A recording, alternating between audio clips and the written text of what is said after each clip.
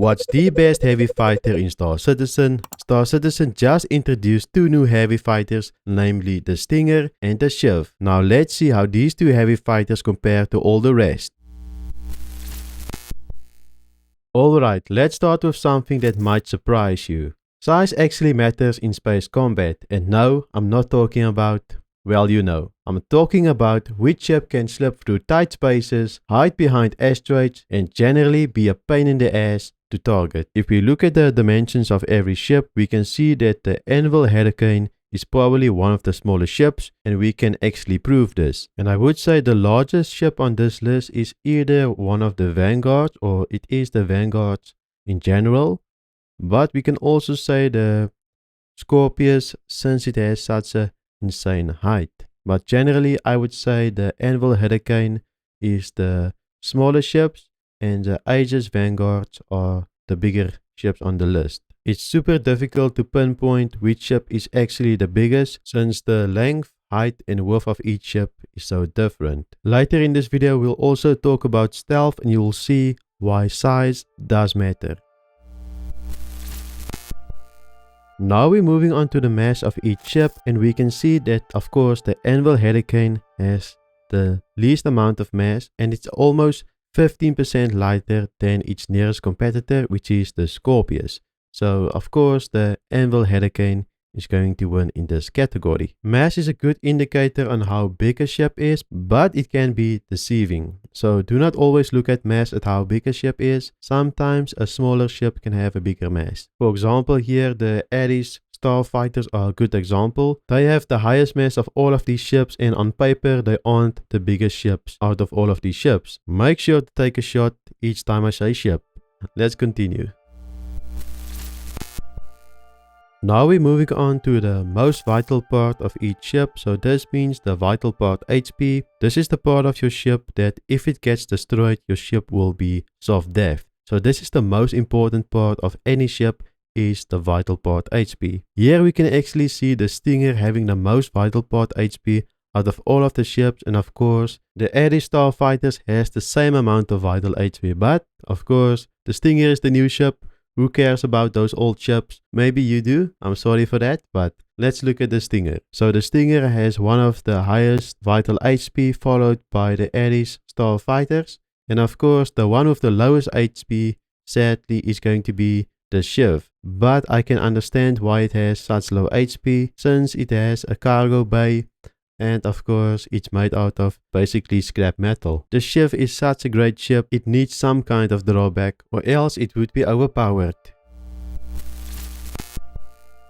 Looking at the shield HP of each heavy fighter, we can see that we get two different types of heavy fighter. We either get a heavy fighter with one shield, or we get a heavy fighter with two shields. And most of these fighters have more or less the same shield HP, depending on the type of fighter. For example, the Scorpius and the Mirai Guardian has the same amount of shield HP.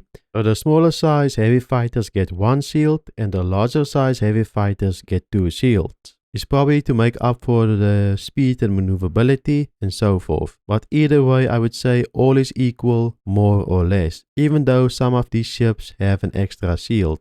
Can't really compare them, since there are so many ships tied with one another. You get the heavy fighter with the two shields and the heavy fighter with the one shield. Now we're getting to the juicy part, talking about pilot DPS. So this is basically just the DPS that the pilot can do. We can see that the top ship here is the Crusader Aegis starfighter Ion.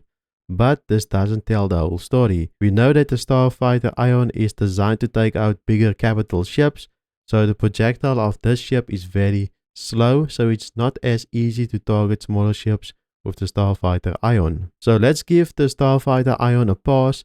I know I shouldn't do this, it's a little bit sad to do this, and let's look at some of the smaller gunned ships for a better estimate of DPS. If we don't look at the starfighters, the crown is going to go to the Vanguard variants. So all of the Vanguard variants has very good DPS, around 3000 or so, and you can see that they are taking the crown. And the ship with the least amount of DPS is going to be the Mirai Guardian. Just remember, DPS doesn't tell the whole story. We still have to look at burst damage. DPS is calculated on a 10-second shoot, so if you shoot continuously for 10 seconds, that's how the DPS is calculated.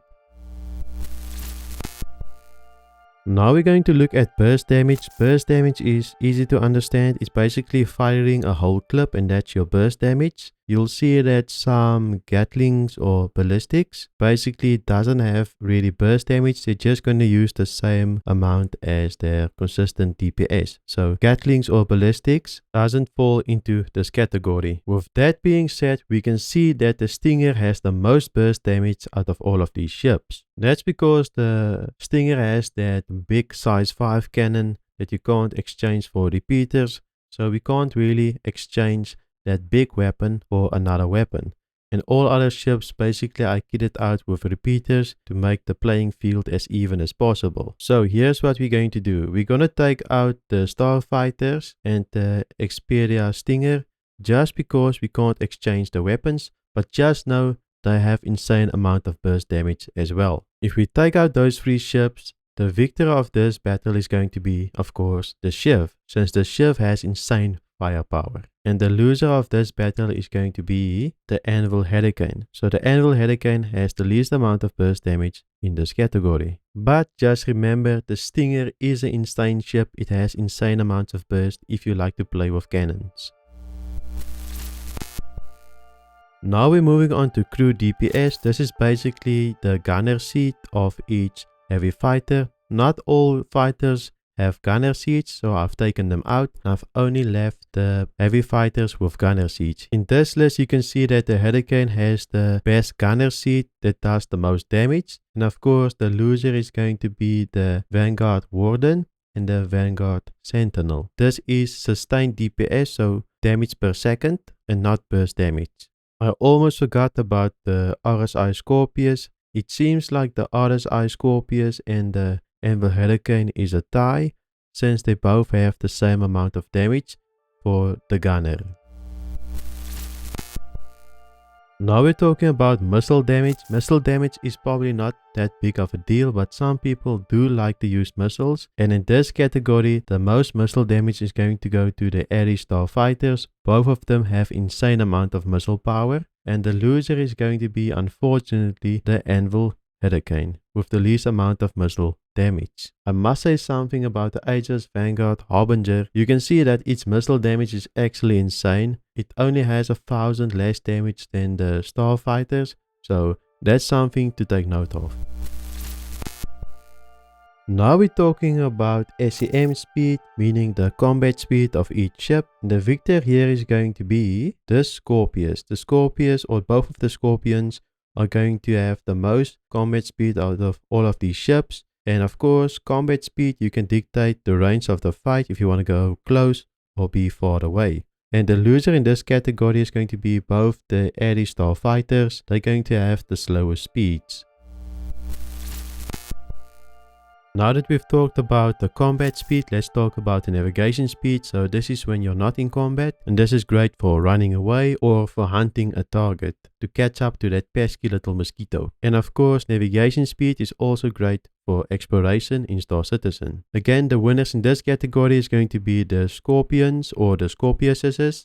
That's a great way to say it. Anyway, and the losers are going to be the Aegis Starfighters, both of them. We already know that the Starfighters have a insane amount of mass, so they both are going to be very slow. What I also want to point out is the Xperia Stinger also has one of the slowest navigation speeds out of all of these ships, so it's tied with the Starfighters, which is actually insane since you would expect that Star Citizen would buff the new ship.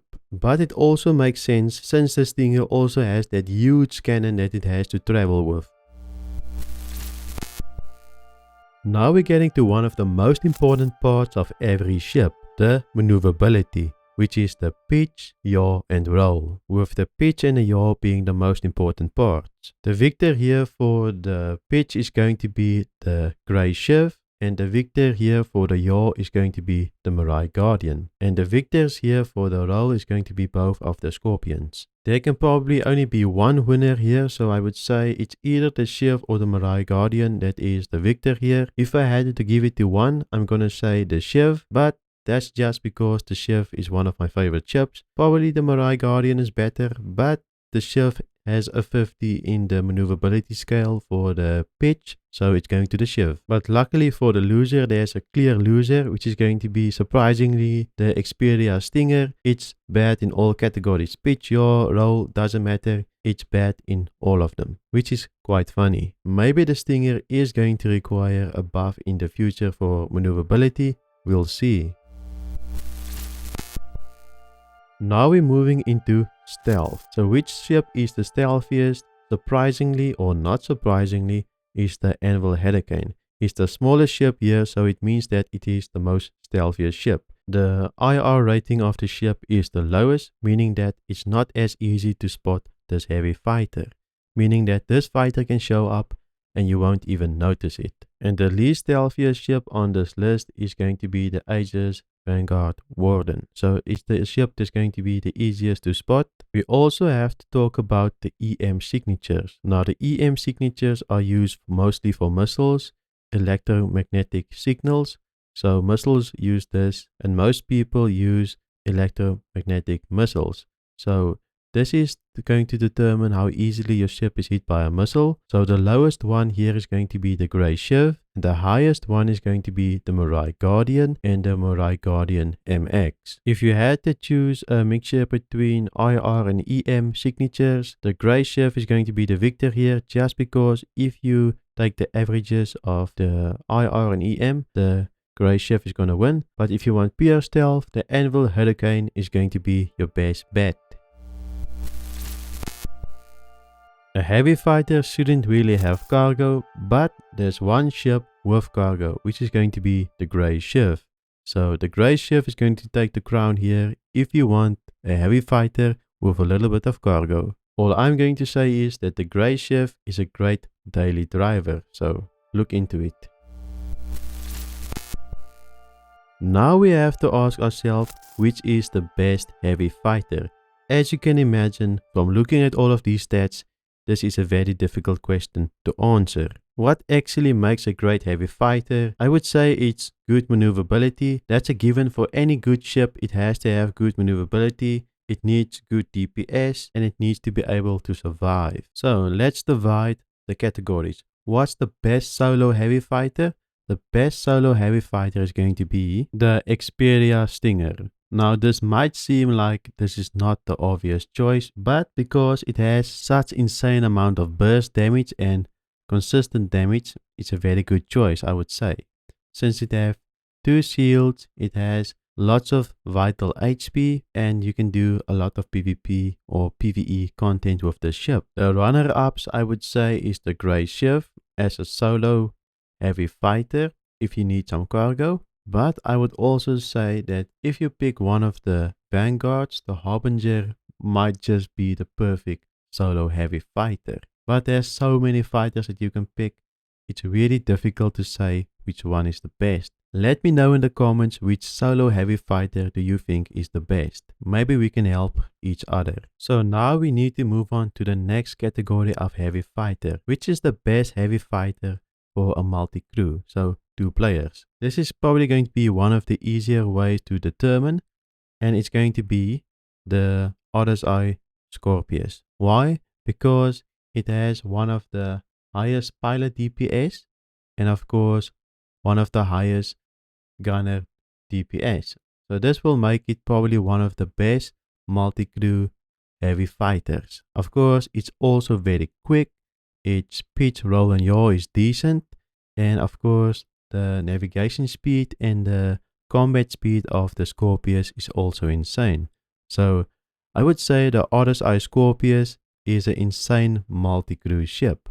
The runner-up I would say would be the Anvil Hurricane as the runner-up for the multi-crew category. If you want something different, the Anvil Hurricane is going to be a beast. Even more so since the Anvil Hurricane is such a small ship, so it will be easy to dodge fire from enemies, their missiles and so forth. Now, with that being said, there's only one ship that I will buy from this list, and that is the Grey Ship.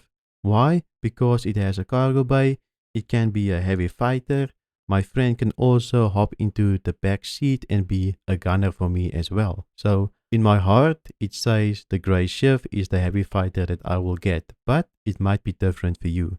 Maybe you have a different purpose.